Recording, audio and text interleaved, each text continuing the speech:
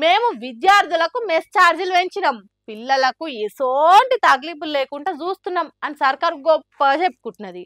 కానీ నిజంగా అట్లున్నదా బళ్ళల్లో? సర్కారు చెప్పిన సకదనం లేదనే అంటున్నారు చాలా మంది. వీళ్ళు అన్న మాటలు మనం నమ్ముడెందుకు? డైరెక్ట్ ఆడ ఏం జరుగుతుందో చూస్తే తెలియదా? ఏం పనులు ఏం చెప్పిస్తురా అవి?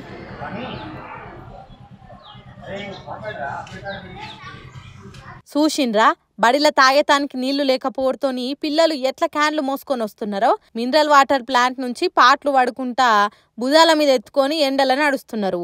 ఇంతకు అలా బడిలో ఏం జరుగుతున్నది, ఎందుకు నీళ్లు మోసుకొని రావాల్సి వస్తున్నది అనేది ఆ పిల్లలే చెప్తున్నారు. ఇనుండ్రి.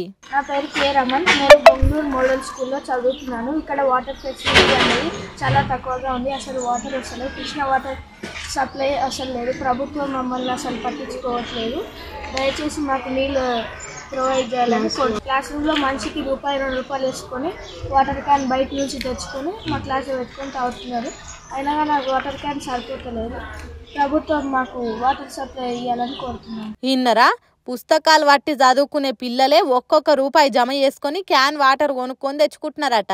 ఇబ్రహీంపట్నం మండలం బొంగళూరు అనే ఊర్లున్న సర్కార్ బడి ముచ్చటిది. సీఎం రేవంత్ రెడ్డి సారేమో మైకుల ముందట మేం సర్కార్ బడులల్లా సౌకర్యాలు పెంచుతున్నాం, రాబోయే కాలంలో సర్కార్ బడిలనే చదువుకోవాలి అన్నట్టు తయారు చేస్తాం అని చెప్తున్నాడు. కానీ ఇక్కడేమో గిట్లున్నది. ఇదేనా రేవంత్ రెడ్డి చేస్తున్న సక్కదనం అంటున్నారట ఈ బడి పిల్లల తల్లిదండ్రులు. మరి ఈ ముచ్చట సీఎం రేవంత్ రెడ్డి దాకా పోతే ఏమంటాడో, నీళ్ళొచ్చేటట్టు చేస్తాడో లేదో, సూషిసుడన్నట్టు ఇడ్చేస్తాడో ముందు ముందు తెలుస్తుంది.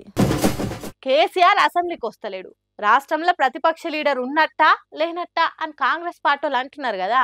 నిన్న మొన్న సీఎం రేవంత్ రెడ్డి కూడా పని చేయకుండా జీతం తీసుకుంటున్నది ఒక్క కేసీఆరే అని అన్నాడు.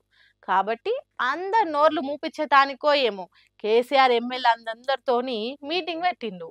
ఆ ముచ్చటేందో మనం కూడా ఇందాం పారి. మళ్ళా కేసీఆర్ దెబ్బ కొడితే చిన్నగా ఉండది అన్నాడు కదా ఆ నడుమ.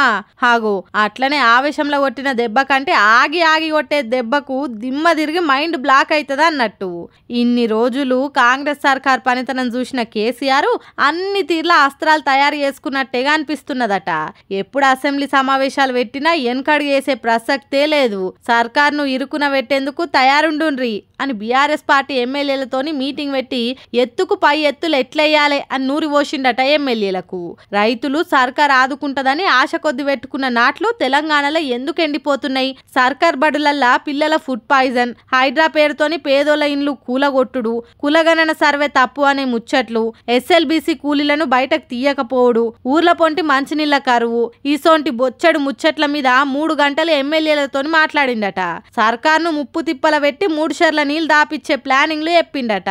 కేసీఆర్ రంగంలోకి దిగితే ఎట్లుంటదో, అసెంబ్లీలో ఎవలెవలు ఏ ముచ్చట మీద మాట్లాడాలి, ఏమని మాట్లాడే అనే తంత్రాలు చెప్పిండట. దాడి చెయ్యండి అని సైన్యాధిపతి ఒక్క పిలిపిస్తే సైన్యం ఎట్లురుకుతారో అంతకంటే ఎక్కువ హుషారుండాలి అన్నట్టు చెప్పిండట.